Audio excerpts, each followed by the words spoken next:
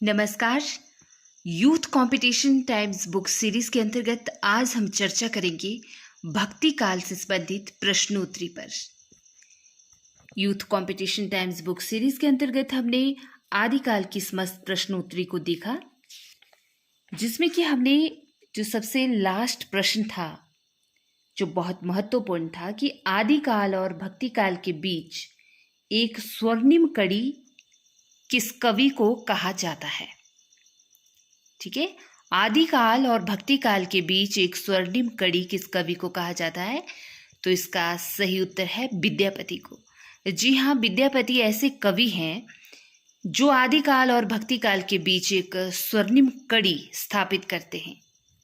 तो चलिए आज जानते हैं भक्ति काल को प्रश्नोत्तरी के जरिए।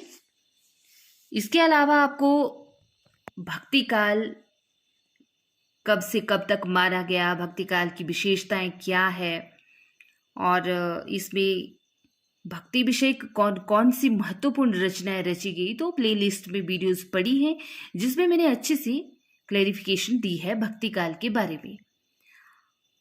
चूंकि हम youth competition times book series की बात कर रहे हैं और इस सीरीज के अंतर्गत हमने आधुनिक काल की समस्त विधाओं की प्रश्नोत्तरी को डिस्कस कर लिया है। उसके बाद हमने आदिकाल को देखा। ठीक है, अब हम भक्ति काल की प्रश्नोत्तरी को देखेंगे जो आज से पहले हिंदी साहित्य के जो भी महत्वपूर्ण एग्जाम हुए हैं उनमें पूछे जा चुके प्रश्न हैं। तो चलिए ज्यादा बात न करते हुए सीधे स्टार्ट करते हैं प्रश्न 1 से। तो यहां पर देखिए, सुदामा चरित किसके द्वारा रचित काव्य ग्रंथ है? मतीराम, पद्माकर, देव या फिर नरोत्तम दास? तो विकल्प डी सही उत्तर होगा। नरोत्तम दास का काव्य ग्रंथ है सुदामा चरित। यहां पर आपने एक महत्वपूर्ण बात याद रखनी है कि सुदामा चरित नाम से नंददास और कवि आलम ने भी काव्य ग्रंथ लिखे हैं। ठीक है, तो इस तरह से सुदामा चरित नाम से 3 कवियों ने काव्य ग्रंथ लिखे हैं, नरोत्तम दास ने, नंददास ने और कवि आलम ने। चूंकि नरोत्तम दास और नंददास भक्ति काल के कवि हैं, जबकि कवि आलम रीतिकाल के कवि हैं, रीतिमुक्त काव्यधारा के। लेकिन यहां पर जो प्रश्न हमारे सामने है कि सुदामा चरित दिए गए विकल्पों में से किस कवि द्वारा रचित काव्य ग्रंथ है? तो विकल्प होगा विकल्प डी नरोत्तम दास, सही उत्तर। ठीक है, और नरोत्तम दास द्वारा रचित सुदामा चरित जो है अवधी भाषा का काव्य ग्रंथ है। चूंकि हम भक्ति काल की बात कर रहे हैं तो भक्ति काल में ज्यादातर कवियों ने अवधी भाषा का ही प्रयोग किया है। ठीक है, चलिए आगे बात करते हैं। गंग किस राजा के दरबारी कवि थी? राजा मानसिंह, महाराणा प्रताप, अकबर या फिर पृथ्वीराज चौहान? तो देखिए, कवि गंग जो थे मुगलकालीन राजा अकबर के दरबारी कवि थे। कवि गंग का पूरा नाम गंगा प्रसाद था और कवि गंग वीरबल के बाल सखा तथा रहीम दास के विशेष कृपा पात्र थे। कवि गंग ने शहजादा खुर्रम की प्रशंसा में एक छंद लिखा था, जिसके कारण नूरजहां ने ईर्ष्यावश उन्हें हाथी से कुचलवा दिया था। और कवि गंग की प्रमुख जो ग्रंथ हैं गंग पदावली, गंग पचीसी और गंग रत्नावली हैं। कवि गंग के अंतिम छंद जो विशेषतः प्रचलित हैं कि कभू न भटवा रन चढ़े, कभू न बाजी बंग, सरस सबाही प्रणाम करी, विदा होत कवि गंग। तथा भिखारी दास ने भी गंग कवि के संदर्भ में कुछ लिखा था कि जैसे तुलसी गंग दुबो भय सुकविन के सरदार। राइट, तो कवि गंग के बारे में ये महत्वपूर्ण तथ्य हैं, आपने ध्यान में रखने हैं। तीसरा प्रश्न देखिए, भक्ति काल का धर्म का प्रवाह कर्म, ज्ञान और भक्ति इन तीनों धाराओं में चलता है। यह इनमें से किसका कथन है?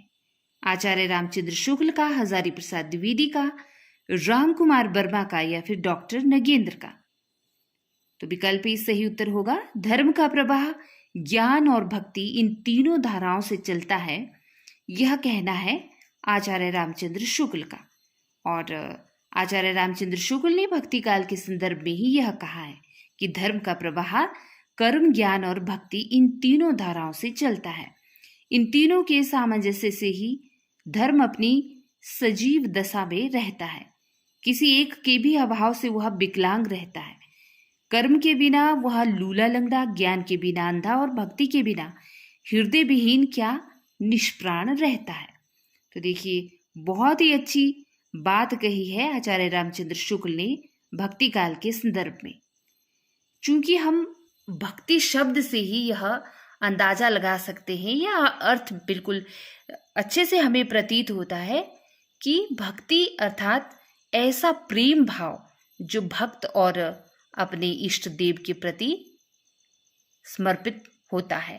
अर्थात एक इंसान जब समर्पित भाव से, प्रेम भाव से अपने इष्ट देव के प्रति श्रद्धा, अर्चना और बड़े ही त्यागपूर्ण या यूं कहें कि विनम्र भाव से भक्ति करता है, श्रद्धा करता है, उसकी अर्चना करता है, वंदना करता है अपने इष्ट देवता की, तो वही भक्ति कहलाती है, राइट।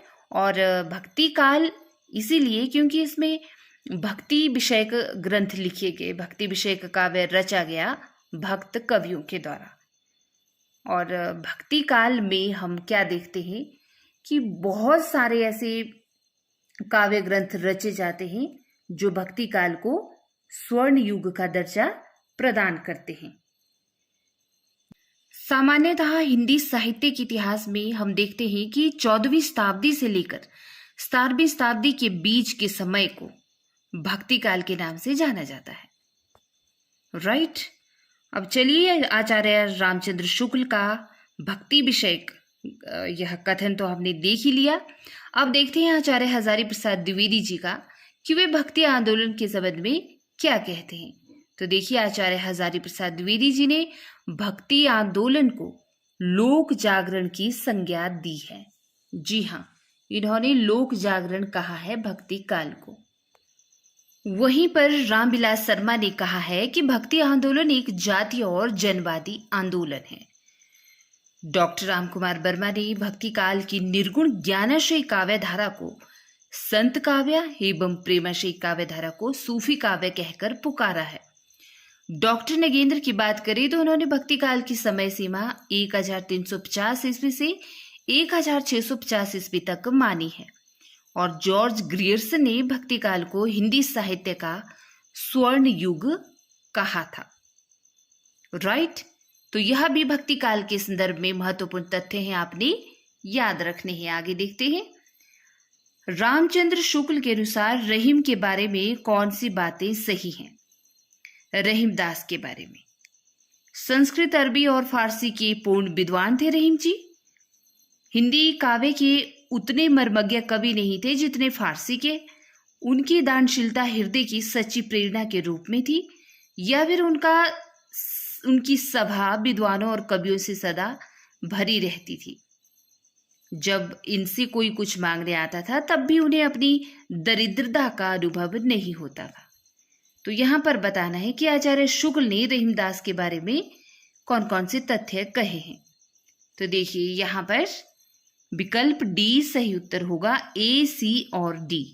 अर्थात आचार्य शुक्ल के अनुसार रहीमदास जी संस्कृत, अरबी और फारसी के पूर्ण विद्वान थे और उनकी दानशीलता हृदय की सच्ची प्रेरणा के रूप में थी। और जब इनसे कोई कुछ मांगने आता था तब भी उन्हें अपनी दरिद्रता का अनुभव नहीं होता था, राइट। इसीलिए यहाँ पर क्या होगा, विकल्प डी सही उत्तर होगा। ओके। इसके अलावा रहीमदास की रचनाओं की बात करें तो बरबे नायिका भेद जो अवधी भाषा में है, रास पंचाध्यायी, श्रृंगार सोरठा, मदनाष्टक जो 8 छंद की एक स्वतंत्र रचना है, और खेट कौतुकम जो कि एक ज्योतिष ग्रंथ है। ठीक है, रहीमदास की रचनाएं हैं। रहीम की कविता नगर शोभा की मुख्य विशेषताएं कौन कौन सी हैं। इसमें नगर का संकुचित वर्णन किया गया है, इसमें वर्ण व्यवस्था के अनुसार उनके जाति की स्त्रियों का वर्णन किया गया है, या फिर इसमें स्त्रियों को उत्कृष्ट कोटि का बताया गया है। ये स्त्रियां अपना उत्पाद बेचने का काम करती हैं। तो देखिए यहाँ पर दिए गए विकल्पों में से विकल्प ए सही होगा। रहीमदास की कविता जो है नगर शोभा, उसकी जो महत्वपूर्ण विशेषताएं हैं वे हैं विकल्प ए 1, 2 और 4। ठीक है, कि इसमें नगर का संकुचित वर्णन किया गया है, इसमें वर्ण व्यवस्था के अनुसार उनकी जाति की स्त्रियों का वर्णन किया गया है और ये स्त्रियां अपना उत्पाद बेचने का काम करती हैं। राइट, तो 1, 2 और 4 जो यहाँ पर पंक्तियां हैं ये सही होंगी रहीमदास की कविता नगर शोभा के विषय में। आगे देखेंगे, जन्म काल के अनुसार निम्नलिखित भक्त कवियों का सही अनुक्रम बताना है। क्या होगा? पहले सूरदास, फिर तुलसीदास, फिर दादू, फिर मीरा, या फिर सूरदास, तुलसीदास, मीरा और दादू, या फिर पहले तुलसीदास, फिर सूरदास, फिर दादू और फिर मीराबाई। ठीक है, तो इसी तरह से देखिए यहाँ पर इनका सही अनुक्रम। जन्म काल के अनुसार भक्त कवियों का सही अनुक्रम होगा सबसे पहले सूरदास का जन्म 1478 ईस्वी में हुआ था, उसके बाद मीराबाई 1516 ईस्वी में उनका जन्म हुआ था, फिर तुलसीदास जी 1532 ईस्वी में जन्म हुआ था और उसके बाद आते हैं दादू। ठीक है, इनका जन्म हुआ था 1544 ईस्वी में। कृपाराम द्वारा रचित नायिका भेद की सबसे पुरानी पुस्तक कौन सी है?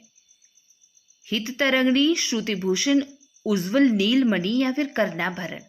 तो देखिए, कृपाराम की हित तरंगिणी बहुत प्रसिद्ध रचना है जो 1541 ईस्वी में रची गई और रीति निरूपण ग्रंथ है यह, जो इसकी सबसे पुरानी पुस्तक भी मानी जाती है।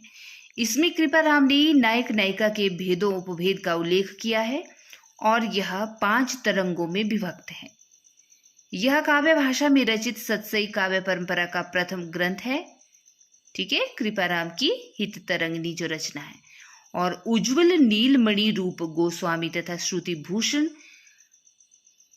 कर्णाभरण कर्णेश कवि की रचना है जो कि अलंकार संबंधी ग्रंथ है, जो यहाँ पर विकल्प के तौर पर दिए हैं। ठीक है, उज्ज्वल नीलमणि किसकी है?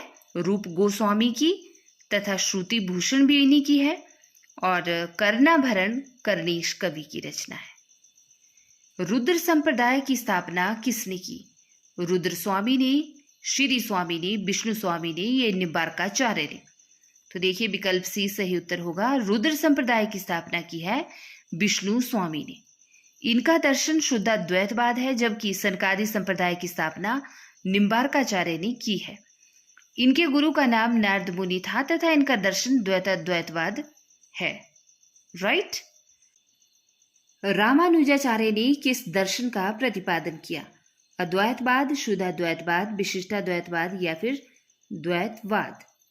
तो देखिए विकल्प सी सही उत्तर होगा। रामानुजाचार्य ने विशिष्टाद्वैतवाद का प्रतिपादन किया है। राइट। और भी संप्रदाय हैं यहाँ पर जिनके दर्शन और प्रवर्तक को देख लेते हैं। देखिए विशिष्टाद्वैतवाद यह श्री संप्रदाय से संबंधित है और उसके प्रवर्तक हैं रामानुजाचार्य। अद्वैतवाद स्मार्त संप्रदाय से संबंधित है जिसके प्रवर्तक हैं शंकराचार्य।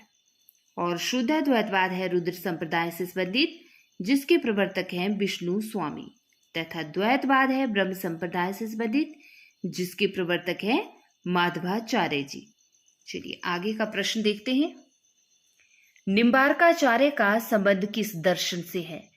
विशिष्टाद्वैत से, द्वैतवाद से, द्वैताद्वैत से या शुद्धाद्वैत से? तो विकल्प सी सही उत्तर होगा। निम्बार्काचार्य का संबंध है द्वैताद्वैत दर्शन से। और निम्बार्काचार्य ने निम्बार्क यानी कि सनकादि संप्रदाय की स्थापना की। विशिष्टाद्वैत दर्शन रामानुजाचार्य के श्री संप्रदाय से संबंधित है तथा द्वैतवाद माधवाचार्य के ब्रह्म संप्रदाय से और शुद्धाद्वैतवाद दर्शन बल्लभाचार्य के रुद्र संप्रदाय से संबंधित है, जो हमने अभी देखा भी है। आकाश धर्मा गुरु किसे कहा जाता है? शंकराचार्य को, रामानंद को, रामानुजाचार्य को या फिर बल्लभाचार्य को? तो देखिए रामानंद को, यानी कि विकल्प बी सही उत्तर होगा। रामानंद को आकाश धर्मा गुरु कहा जाता है और हजारी प्रसाद द्विवेदी ने आकाश धर्मा गुरु की संज्ञा दी है रामानंद को। और हिंदी में रामानंद राम काव्य के पुरस्कर्ता कवि माने जाते हैं। हजारी प्रसाद द्विवेदी ने कहा है कि मध्य युग की समग्र स्वाधीन चिंता के गुरु रामानंद ही थे। इनके प्रमुख ग्रंथ थे वैष्णव मतावजन भास्कर, श्री रामार्चन पद्धति, योग चिंतामणि, राम रक्षा स्त्रोत और आनंद भाष्य आदि। रामानंद ने रामाबद्ध संप्रदाय की स्थापना की है। रहीम किसके दरबार में कवि थे? तो हम सभी जानते हैं अकबर के दरबार में कवि थे रहीमदास जी। ठीक है, इनका वास्तविक नाम था अब्दुल रहीम खान खाना और इनके पिता का नाम था बैरम खान, जो अकबर के संरक्षक थे तथा मुगल सेना के सेनापति भी थे। और रहीम मुगल दरबार के 9 रत्नों यानी कि नवरत्नों में से एक रत्न थे। इनकी उक्तियां ऐसी लुभावनी हुई कि बिहारी आदि परवर्ती कवि भी उनमें से बहुतों का अपहरण करने का लोभ न रोक सके। आचार्य शुक्ल की यह उक्ति किस कवि के विषय में है? तुलसीदास, रहीमदास, कबीरदास या फिर वृंद? तो देखिए विकल्प बी सही उत्तर होगा। आचार्य शुक्ल ने यह उक्ति कही है रहीमदास जी के संबंध में। ठीक है, कि इनकी उक्तियां ऐसी लुभावनी हुई कि बिहारी आदि परवर्ती कवि भी उनमें से बहुतों का अपहरण करने का लोभ न रोक सके। भक्ति रसामृत सिंधु के रचयिता कौन है? रामानंद, रामानुजाचार्य, विठलनाथ या फिर रूप गोस्वामी? तो देखिए रूप गोस्वामी की रचना है भक्ति रसामृत सिंधु। राइट।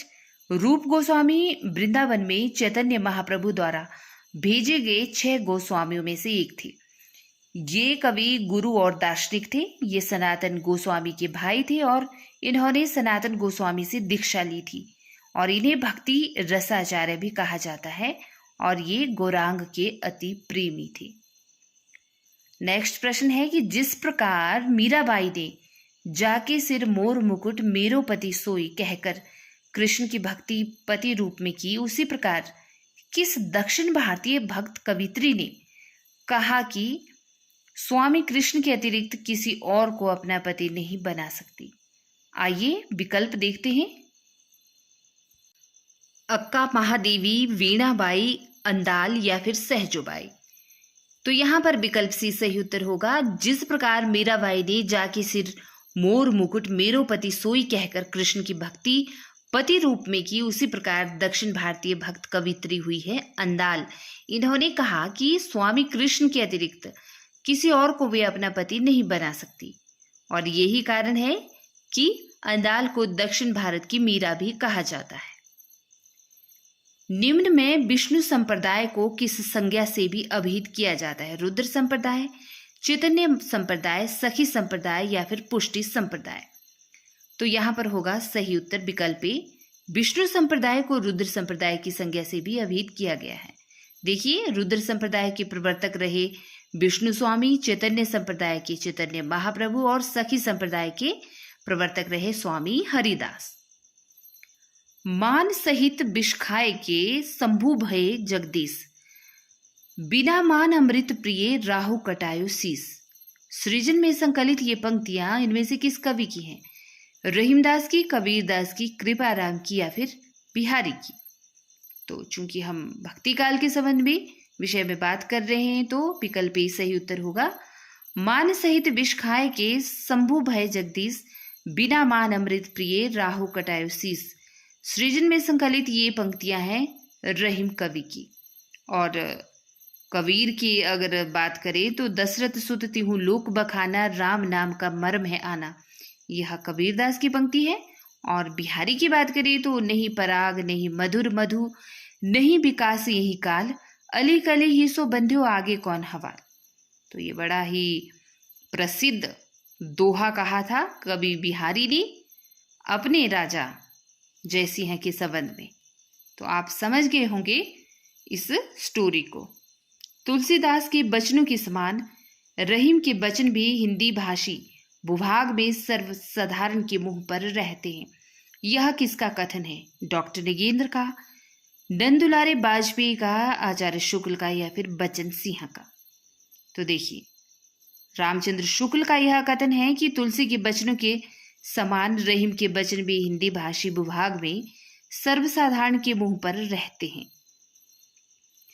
मदनाष्टक के रचयिता का क्या नाम है? तो हम सभी जानते हैं कि रहीमदास की रचना है मदनाष्टक, राइट। चलिए आगे देखते हैं। कवित कहो दोहा कहो तुलो न छपै छंद, विरच्यो यह बिचारी के यह बखे रसकंद। यह काव्य पंक्तियां किस कवि की हैं? तुलसीदास की, रहीमदास की, त्रिलोचन शास्त्री की या फिर भारतेंदु हरिश्चंद्र की? तो रहीमदास की यह काव्य पंक्ति है कि कवित कहो दोहा कहो तुलो न छपो छंद, विरच्यो यही बिचारी के यह बखे रसकंद। ठीक है, रहीमदास की यह काव्य पंक्ति है। और जो उनकी कृति है वर्बे न्याय का भेद, वहीं से यह ली गई है। रहीमदास कृत मदनाष्टक की भाषा क्या है? खड़ी बोली, अवधी, ब्रज या फिर राजस्थानी?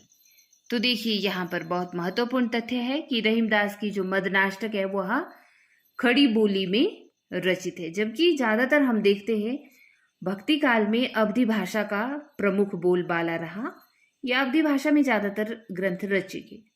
लेकिन जो रहीमदास कृत मदनाष्टक है उसकी भाषा है खड़ी बोली। हम सभी जानते हैं कि रहीमदास अकबर के दरबारी नवरत्नों में से एक हैं और इन्होंने अवधी, ब्रज और खड़ी बोली तीनों में रचनाएं की हैं। और मदनाष्टक इनके द्वारा रचित खड़ी बोली में खड़ी बोली का काव्य ग्रंथ है।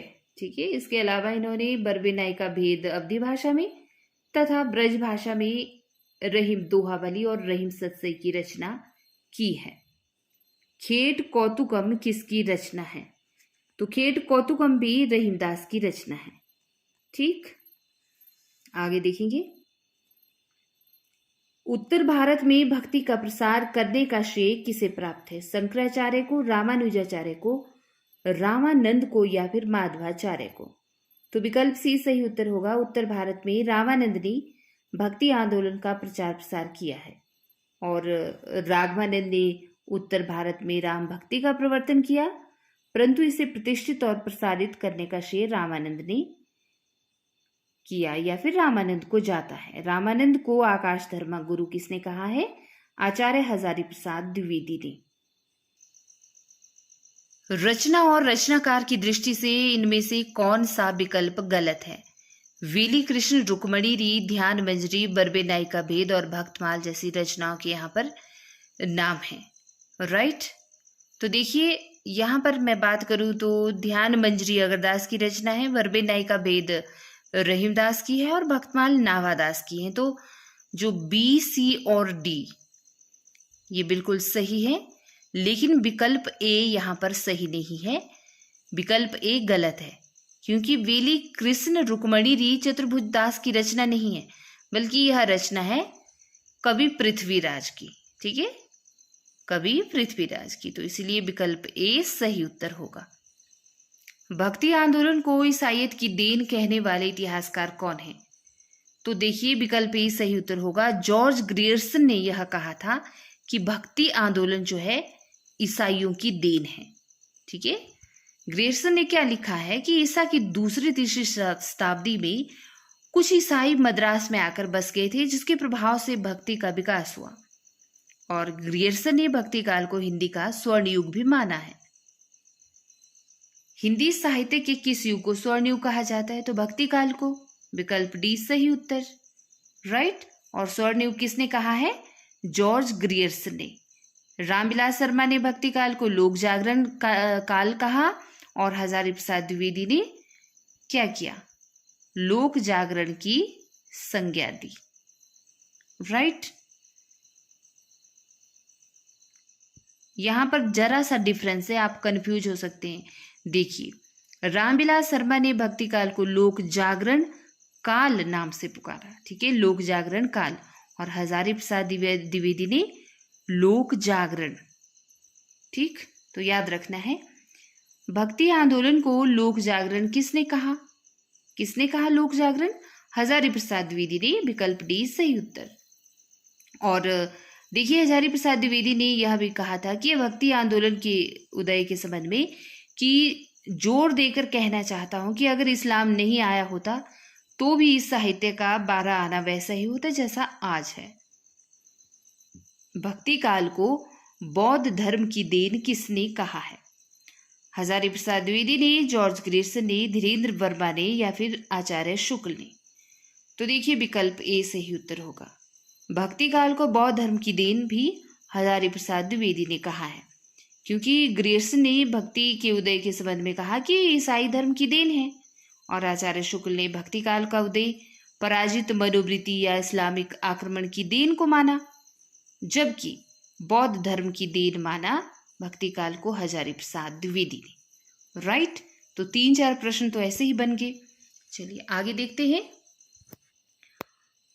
अपने पौरुष से हताश जाति के लिए भगवान की शक्ति और करुणा की ओर ध्यान ले जाने के अतिरिक्त दूसरा मार्ग ही क्या था? यह कथन किसका है? शुक्ल का, विद्यानिवास मिश्र का, हजारी प्रसाद द्विवेदी का या फिर नामवर सिंह का? तो यहां पर विकल्प ए सही उत्तर होगा। यह कथन है आचार्य शुक्ल का। ठीक है, और आचार्य शुक्ल ने भक्ति काल के संबंध में ही यह कथन कहा है। राइट, निम्नलिखित में से कौन सा काव्य भक्ति काल का नहीं है? संत काव्य, राम भक्ति काव्य, छायावादी काव्य या फिर सूफी काव्य? तो आप समझ गए होंगे विकल्प सी, छायावादी काव्य भक्ति काल का नहीं है। देखिए भक्ति काल की डायग्राम। भक्ति काल जिसको कि 2 धाराओं में बांटा गया, निर्गुण भक्ति और सगुण भक्ति, और फिर निर्गुण भक्ति को भी 2 धाराओं में, ज्ञानाश्रय शाखा जिसके प्रवर्तक रहे कबीरदास जी, और प्रेमाश्रय या सूफी शाखा जिसके प्रवर्तक माने जाते हैं मलिक मोहम्मद जैसी। ठीक उसी तरह से सगुण भक्ति की भी 2 शाखाएं हुई, राम भक्ति शाखा और कृष्ण भक्ति शाखा। राम भक्ति शाखा के जो प्रवर्तक कवि माने जाते हैं तुलसीदास जी, और कृष्ण भक्ति शाखा के सूरदास जी। भक्ति का प्रारंभ कहाँ से हुआ? पूर्वी भारत से, दक्षिणी भारत से, पश्चिमी भारत से या उत्तरी भारत से? तो देखिए भक्ति का प्रारंभ हुआ दक्षिण भारत से, यानी कि विकल्प बी सही उत्तर। आचार्य शुक्ल ने दक्षिण में भक्ति का उद्भव स्वीकार किया है, और इस संबंध में उन्होंने क्या इस प्रकार का मत भी बड़ा प्रसिद्ध रहा है कि भक्ति द्राविड़ उपजी लाए रामानंद, प्रगट किया कबीर ने 7 दीप 9 खंड। तो यह दोहा बड़ा प्रसिद्ध है भक्ति के प्रारंभ में, ठीक है, या भक्ति आंदोलन के संदर्भ में। अलवार वैष्णवों की संख्या कितनी मानी जाती है? तो हम सभी जानते हैं 12 मानी जाती है। विकल्प डी सही उत्तर।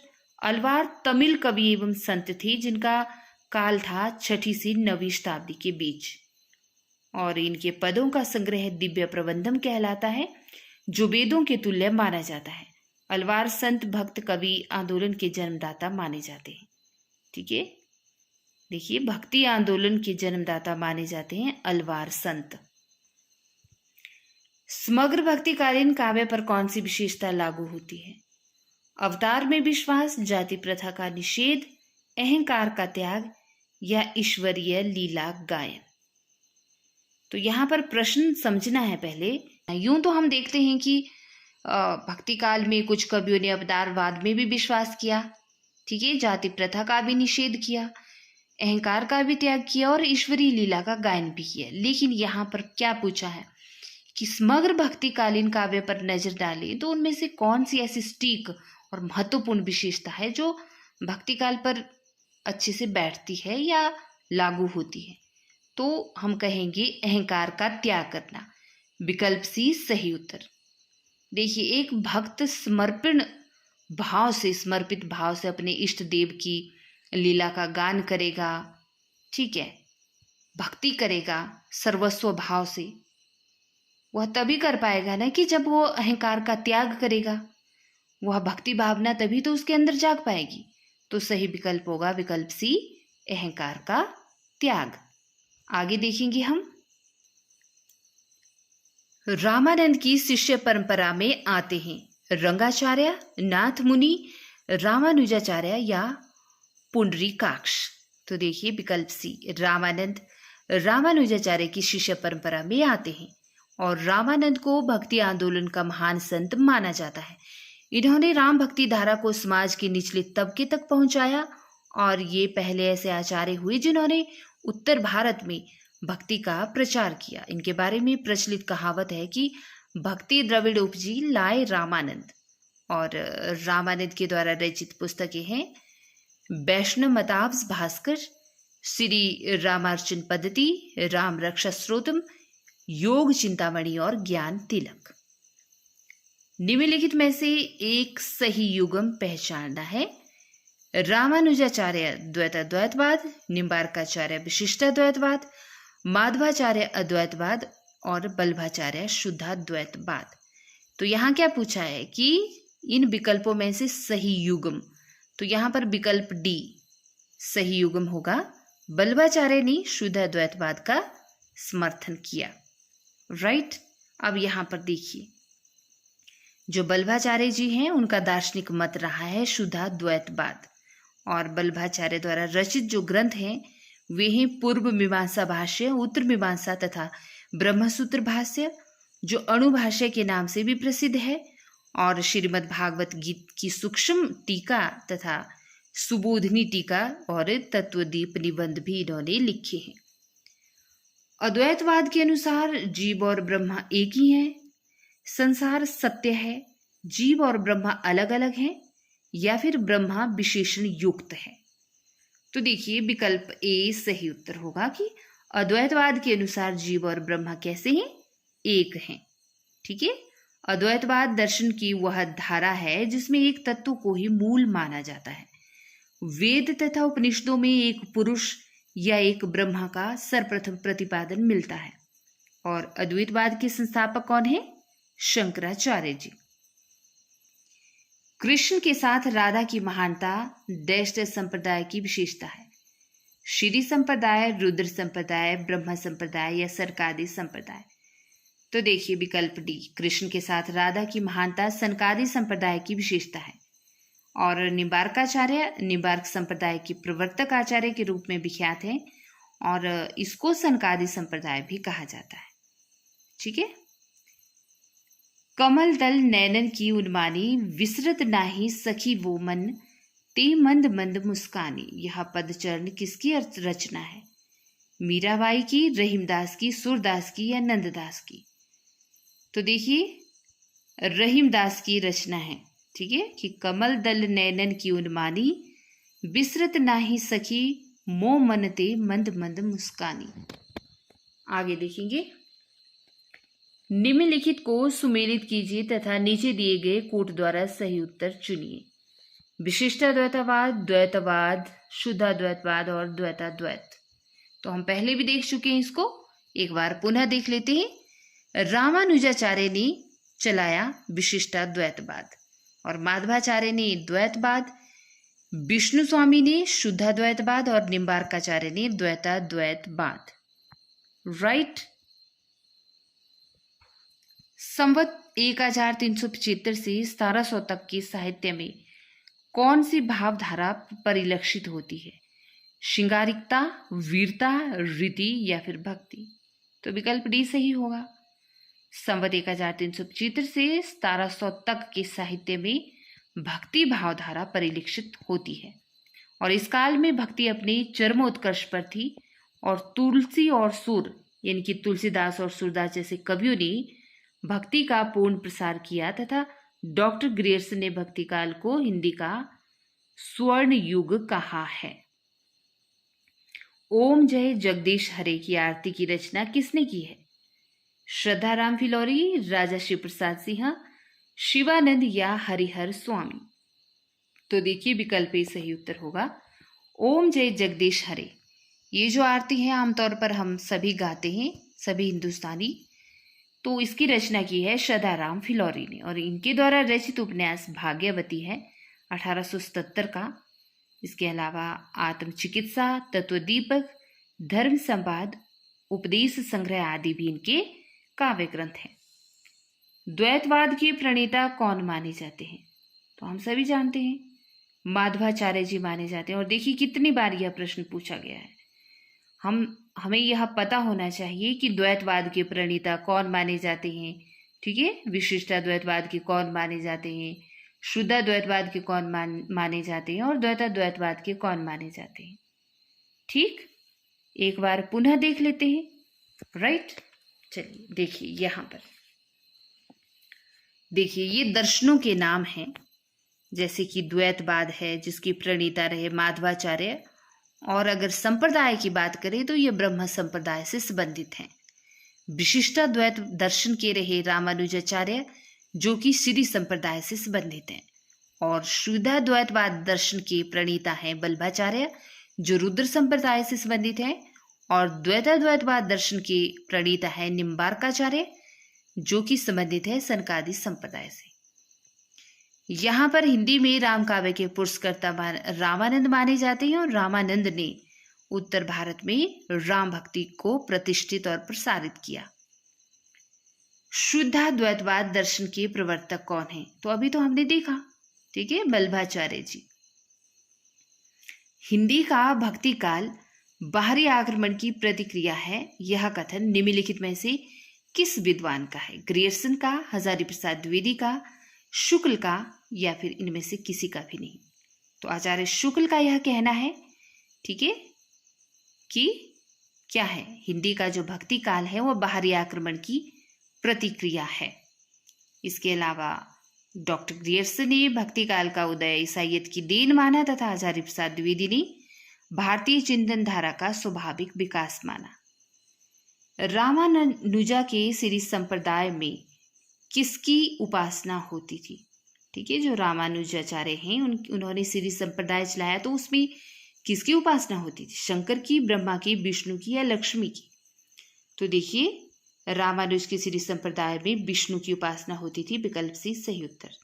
राइट, और इनका जो दर्शन है ना, दार्शनिक सिद्धांत, वह विशिष्टाद्वैत सिद्धांत कहलाता है, और कहा जाता है कि लक्ष्मी ने इन्हें जिस मत का उपदेश दिया उसी के आधार पर इन्होंने अपने मत का प्रवर्तन किया, और इसीलिए इनके संप्रदाय को श्री संप्रदाय भी कहते हैं। इनमें से कौन आलवार महिला संत है? अंदाल, अजकामाशी, सहजोबाई, या फिर मीराबाई? तो विकल्प ए सही उत्तर होगा। अलवार संत दक्षिण के वैष्णव संत हैं, इनकी संख्या 12 मानी जाती है, और अंदाल जो है दक्षिण की आलवार संत महिला है, ठीक है, महिला संत है ये, जबकि सहजोबाई तथा मीराबाई उत्तर भारत की महिला संत कवित्री हैं, या कवि भी इनको कहा जाता है। इनमें से कौन वैष्णव भक्ति का आचार्य नहीं है? वल्लभाचार्य, माधवाचार्य, शंकराचार्य, या रामानुजाचार्य? तो देखिए विकल्प सी सही उत्तर होगा, वल्लभाचार्य। ठीक है, यहां पर क्या लिखा है? वल्लभाचार्य शुद्धाद्वैतवाद, माधवाचार्य द्वैतवाद, और रामानुजाचार्य विशिष्टाद्वैतवाद से संबंधित आचार्य हैं, और ये सभी वैष्णव भक्त आचार्य हैं। लेकिन यहां पर पूछा है कि इनमें से कौन वैष्णव भक्ति आचार्य नहीं है। ओके, तो विकल्प सी शंकराचार्य वैष्णव भक्ति आचार्य नहीं है, जबकि वल्लभाचार्य, माधवाचार्य और रामानुजाचार्य ये तीनों क्या हैं? वैष्णव भक्ति आचार्य हैं। राइट, शंकराचार्य नहीं है। क्यों? क्योंकि देखिए शंकराचार्य अद्वैतवाद से संबंधित आचार्य हैं, और इनका मुख्य धर्म भक्ति स्मृति है, जिसमें निर्गुण की प्रधानता होती है। आगे देखेंगे, भक्ति काल की समय सीमा क्या है? तो हम सभी जानते हैं कि भक्ति काल की जो समय सीमा रही है वह विक्रमी संवत 1375 से विक्रमी संवत 1700 तक, अर्थात सन में बात करें तो 1318 ईस्वी से 1643 ईस्वी तक मानी जाती है भक्ति काल की समय सीमा। तो यहाँ पर दिए गए विकल्पों में से कहीं भी सही नहीं दिया था, तो इसलिए विकल्प डी होगा, उपयुक्त में से कोई नहीं। निम्नलिखित में से कौन ब्रह्म संप्रदाय का प्रवर्तक है? विष्णु स्वामी, निम्बार्काचार्य, हित हरिवंश, या माधवाचार्य? तो देखिए माधवाचार्य जी ब्रह्म संप्रदाय के प्रवर्तक हैं, विकल्प डी सही उत्तर। यहाँ पर कुछ सिद्धांतों व सिद्धांतकारों का परिचय है, देख लेते हैं। देखिए, ब्रह्म संप्रदाय के प्रवर्तक माधवाचार्य जी रहे। 1199 ईस्वी में बेलीग्राम में इनका जन्म हुआ था, और इन्होंने द्वैतवाद दर्शन दिया। श्री संप्रदाय के प्रवर्तक रामानुजाचार्य, 1016 ईस्वी में इनका जन्म हुआ, और 1127 ईस्वी में इनकी मृत्यु हुई, और इन्होंने विशिष्टाद्वैतवाद दिया। रुद्र संप्रदाय विष्णु स्वामी ने प्रवर्तन किया इसका। 1300 ईस्वी में इनका जन्म माना जाता है और शुद्ध अद्वैतवाद दर्शन इन्होंने चलाया। इसके अलावा सनकादि संप्रदाय निम्बार्काचार्य ने चलाया, यानी कि इसके प्रवर्तक रहे। 1114 ईस्वी में जन्म हुआ इनका और 1162 ईस्वी में मृत्यु, और द्वैतवाद दर्शन इन्होंने दिया है। रुद्र संप्रदाय बल्लभाचार्य प्रवर्तक रहे इसके। 1478 ईस्वी में इनका जन्म और 1530 ईस्वी में इनकी मृत्यु, और इन्होंने दर्शन दिया शुद्ध अद्वैतवाद का। इसी तरह से हित हरिवंश, जिन्होंने राधा बल्लभ संप्रदाय चलाया, और 1502 ईस्वी में हित हरिवंश का जन्म होता है तथा 1552 ईस्वी में इनकी मृत्यु होती है। राइट। तो कई बार पूछ ली जाती है इनकी जन्म के संबंध में भी। बाकी आपने संप्रदायों के नाम और इनके प्रवर्तक और इनके द्वारा दिए गए दर्शनों के नाम अच्छे से याद रखने हैं। भ्रमर गुफा के लिए दूसरा उपयुक्त नाम है ब्रह्मरंध्र, हृदेश, नभिचक्र या मूलाधार। तो देखिए विकल्प ए सही होगा। भ्रमर गुफा के लिए दूसरा उपयुक्त नाम है ब्रह्मरंध्र। राइट। यहां पर निम्नलिखित में से कौन श्री कृष्ण भक्ति का संप्रदाय नहीं है? श्री बल्लभ संप्रदाय, हरिदासी संप्रदाय, तत्सुखी संप्रदाय या गौड़ीय संप्रदाय। तो विकल्प सी सही उत्तर होगा। देखिए तत्सुखी संप्रदाय कृष्ण भक्ति से संबंधित संप्रदाय नहीं है, क्योंकि तत्सुखी संप्रदाय के प्रवर्तक रहे जीवाराम जी, और श्री बल्लभ संप्रदाय बल्लभाचार्य द्वारा प्रवर्तित है, तथा हरिदासी संप्रदाय के स्वामी हरिदास और गौड़ीय संप्रदाय के चैतन्य महाप्रभु। ठीक है, तो याद रखना है आपने। यहां पर देखिए निम्नलिखित संप्रदाय को उनके अनुयायियों के साथ सुमेलित करना है। बल्लभ संप्रदाय, निम्बार्क संप्रदाय, राधा बल्लभ संप्रदाय और चैतन्य संप्रदाय। तो दिए गए कोड में से बताना है, ठीक है, कि इन संप्रदायों के अनुयायी कौन कौन से रहे।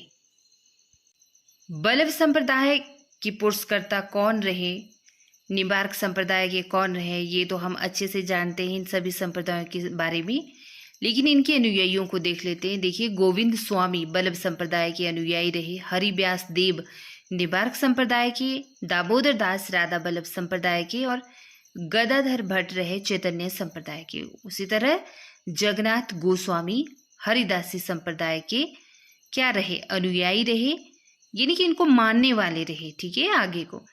और हरिदासी संप्रदाय को सखी संप्रदाय और टट्टी संप्रदाय के नाम से भी जाना जाता है। बरवे नायिका भेद के रचनाकार कौन है? रहीमदास की रचना है बरवे नायिका भेद बिना किसी देरी के, और अंग दर्पण है रसलीन की रचना, बिहारी सतसई कवि बिहारी की रचना है, और रसराज है मतीराम की रचना। रामचरितमानस, पद्मावत, सूर सागर, कबीर दोहावली जैसे ग्रंथ किस काल की देन है? तो भक्ति काल की देन है। विकल्प ए सही उत्तर होगा।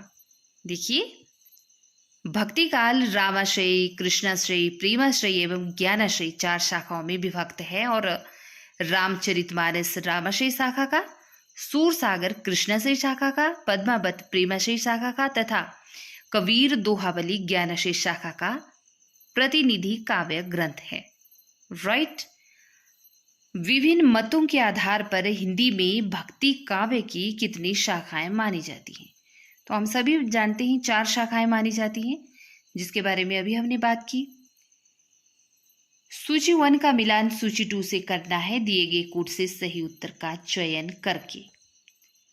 तो देखिए भाई, इन प्रश्नों को हमने बहुत बार देख लिया और फटाफट से डिस्कस करते हैं। चलिए, शुद्धाद्वैतवाद, इसके प्रतिपादक आचार्य रहे बल्लभाचार्य जी, अद्वैतवाद के रहे आचार्य शंकराचार्य जी, और विशिष्टाद्वैतवाद के रहे रामानुजाचार्य, तथा द्वैतवाद के रहे माधवाचार्य। यानी कि यहाँ पर जो दिए गए ये नाम हैं, ठीक है, और आगे इनके प्रवर्तकों के नाम बिल्कुल सही हैं, बिल्कुल सही हैं आगे को। ठीक है, तो यहाँ पर देखिए कौन सा विकल्प सही होगा? विकल्प सी, 1 2 3 4, ये बिल्कुल सही है।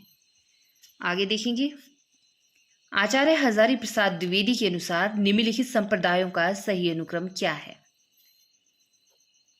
हजारी प्रसाद द्विवेदी ने संप्रदायों का सही अनुक्रम बताया है विकल्प सी, यानी कि इनके अनुसार पहले श्री संप्रदाय, उसके बाद ब्रह्म संप्रदाय, उसके बाद रुद्र संप्रदाय और फिर उसके बाद सनकादि संप्रदाय तथा तत्पश्चात बल्लभ संप्रदाय। राइट, हजारी प्रसाद द्विवेदी के अनुसार यह संप्रदायों का सही अनुक्रम है।